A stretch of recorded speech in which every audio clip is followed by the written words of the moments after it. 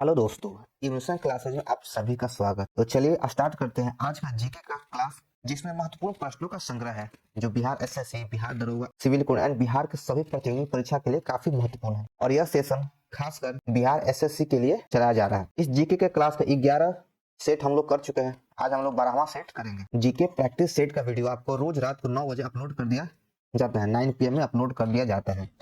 तो चलिए स्टार्ट करते हैं आज का क्लास।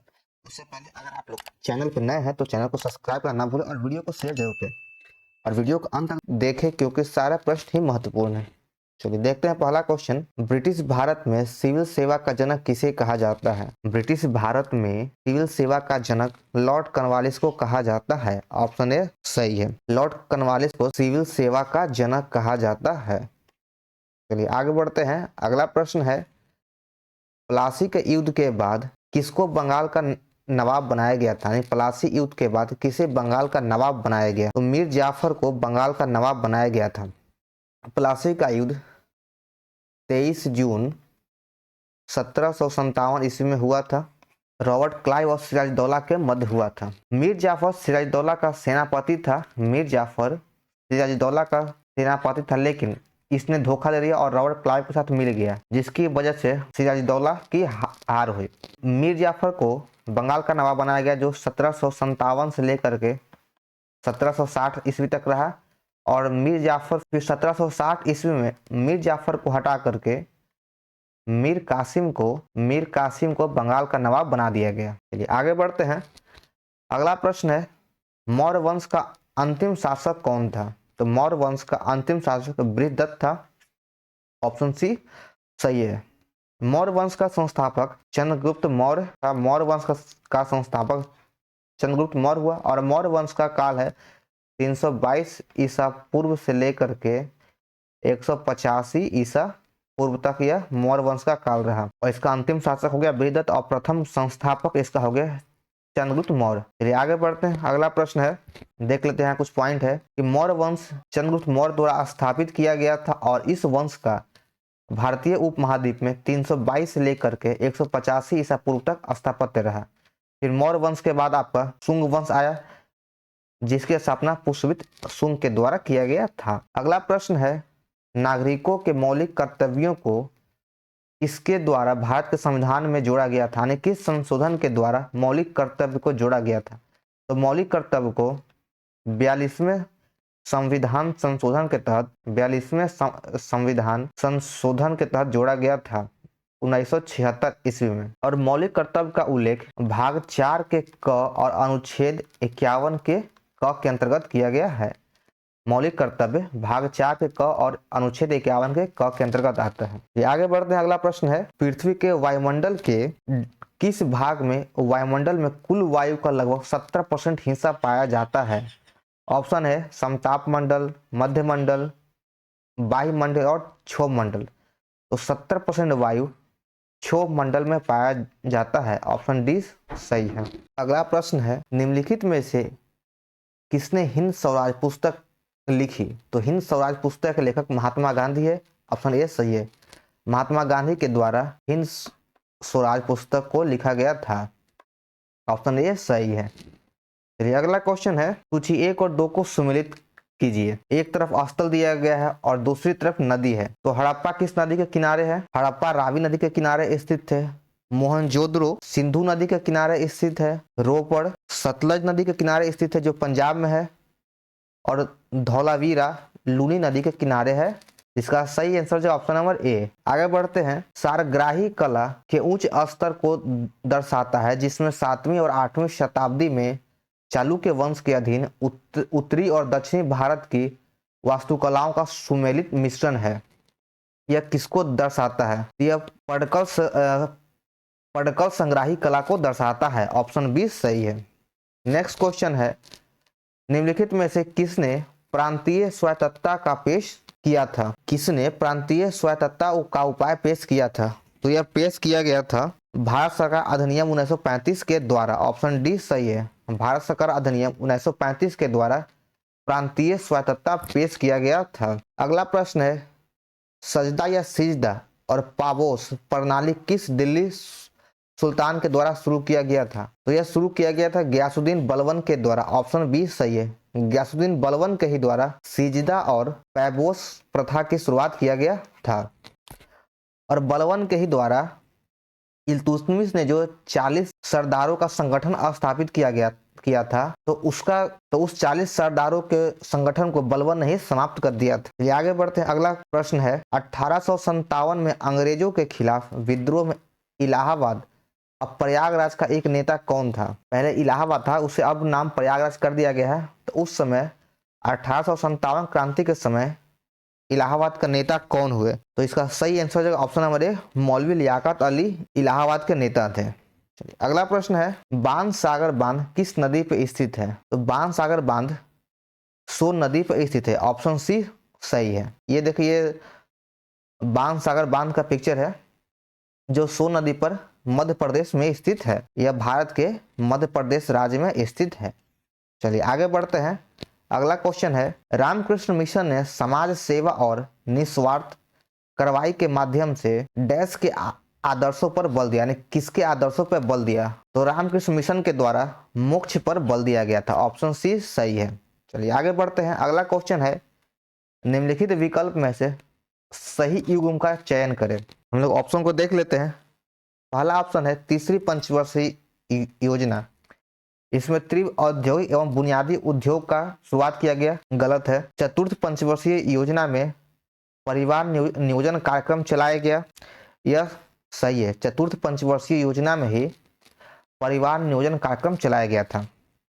प्रथम पंचवर्षीय योजना महालनोबिस मॉडल पर आधारित है, यह बिल्कुल गलत है। प्रथम पंचवर्षीय योजना हेरोड डोवर मॉडल पर आधारित है। दूसरी पंचवर्षीय योजना कृषि पर केंद्रित था, यह भी गलत है। तो इसका सही आंसर हो जाएगा ऑप्शन नंबर बी, परिवार नियोजन कार्यक्रम चौथे पंचवर्षीय योजना में प्रारंभ किया गया था। आगे बढ़ते हैं। यहाँ पे देख लीजिए तीसरी पंचवर्षीय योजना में कृषि पर केंद्रित किया गया था। प्रथम पंचवर्षीय योजना हेरोड डोवर मॉडल पर आधारित है और दूसरी पंचवर्षीय योजना पीसी महालनोबिस मॉडल पर आधारित है। अगला क्वेश्चन है निम्नलिखित में से कौन सी फसल खरीफ फसल का उदाहरण है? ऑप्शन है चना, कपास, मटर या गेहूं। इसमें खरीफ फसल का उदाहरण है कपास। ऑप्शन बी सही है। बाकी चना, मटर और गेहूं रबी फसल है। चलिए आगे बढ़ते हैं। अगला क्वेश्चन है अनुच्छेद 239 किससे संबंधित है? तो अनुच्छेद 239 का संबंध राष्ट्रपति द्वारा केंद्र शासित प्रदेशों का शासन है। ऑप्शन बी सही है। भारतीय पुरातत्व सर्वेक्षण के पहले महानिदेशक कौन थे? तो भारतीय पुरातत्व सर्वेक्षण के पहले महानिदेशक अलेक्जेंडर कनिंघम थे। ऑप्शन बी सही है। चलिए आगे बढ़ते हैं, देखते हैं अगला क्वेश्चन 9 डिग्री चैनल निम्नलिखित में से किसके साथ जुड़ा हुआ है? तो 9 डिग्री चैनल लक्षद्वीप के साथ जुड़ा हुआ है। ऑप्शन सी सही है। 9 डिग्री चैनल लक्षद्वीप और लक्षद्वीप के कावारत्ती और मिनिकॉय को जोड़ता है। 9 डिग्री चैनल कावारत्ती और मिनिकॉय के बीच स्थित है। चलिए आगे बढ़ते हैं। अगला प्रश्न है इनमें से कौन सी नदी एक प्रायद्वीपीय नदी नहीं है? तो महानंदा एक प्रायद्वीपीय नदी नहीं है। ऑप्शन ए सही है, क्योंकि महानंदा का उद्गम हिमालय से होता है, अतः यह हिमालय नदी है और इसका सबसे अधिक विस्तार पश्चिम बंगाल में है।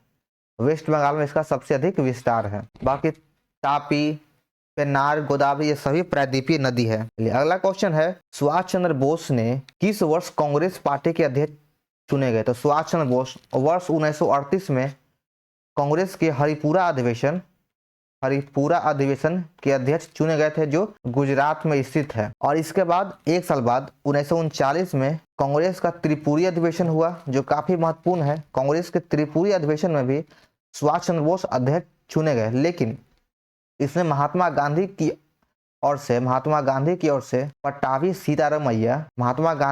पट्टाभी सीतारामैया जी को खड़ा किया गया था, लेकिन यह हार गए थे और कांग्रेस के त्रिपुरी अधिवेशन में सुभाष चंद्र बोस को फिर से अध्यक्ष बना दिया गया। लेकिन इनके अध्यक्ष बनने के बाद कुछ कारणों की वजह से, कुछ मतभेदों की वजह से यह अध्यक्ष पद से इस्तीफा दे दिया और इसके बाद फिर राजेंद्र प्रसाद कांग्रेस के अध्यक्ष बने। चलिए आगे बढ़ते। अगला प्रश्न है बिहार में कुल कितने रामसर साइट हैं? तो बिहार में कुल एक रामसर साइट है। ऑप्शन ए सही है। जो बेगूसराय में स्थित है, बिहार में कांवड़ ताल झील स्थित है, जो बिहार के बेगूसराय में, यही एकमात्र रामसर साइट है।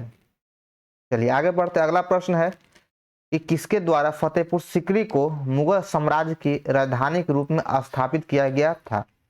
तो फतेहपुर सीकरी को अकबर के द्वारा राजधानी बनाया गया, ऑप्शन बी सही है। चलिए आगे बढ़ते हैं, देखते हैं अगला प्रश्न।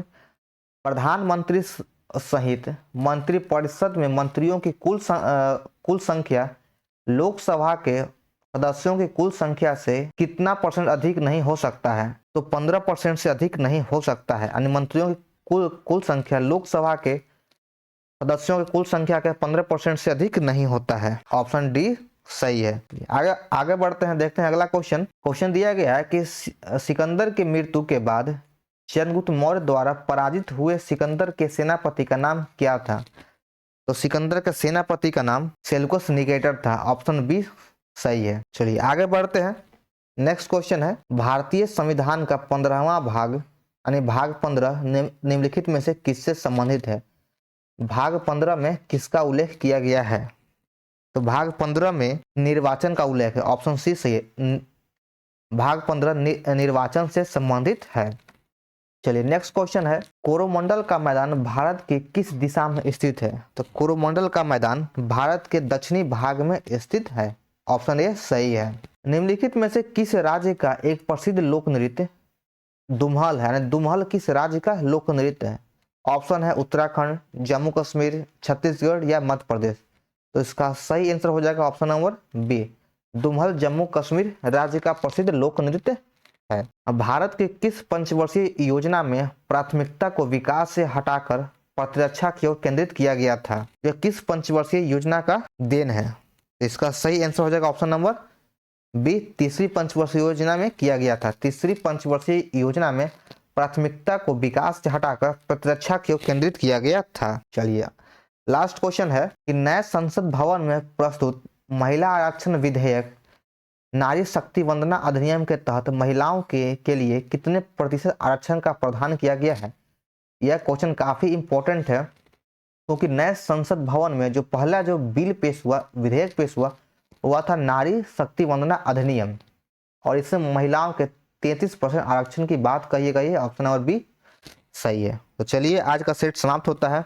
तो हम लोग अभी तक 12 सेट कंप्लीट कर चुके हैं। तो आप लोगों को वीडियो कैसा लगा कमेंट करें, लाइक करें और चैनल को सब्सक्राइब करना ना भूलें और वीडियो को ज़्यादा शेयर करें। चलिए मिलते हैं फिर हम लोग अगले वीडियो में। जय हिंद।